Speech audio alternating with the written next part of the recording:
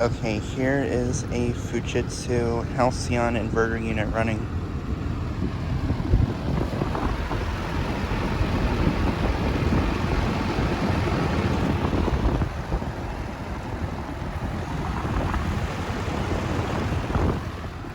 I have actually never filmed this unit before.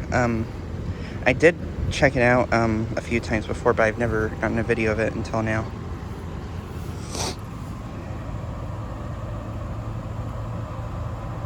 This is a 3-ton from, I think, 2020. I could be wrong, but yeah.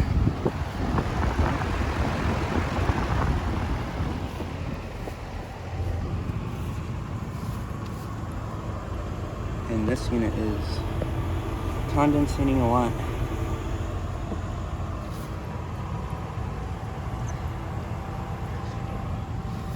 Yeah, it is really hot outside, so it's not really surprising.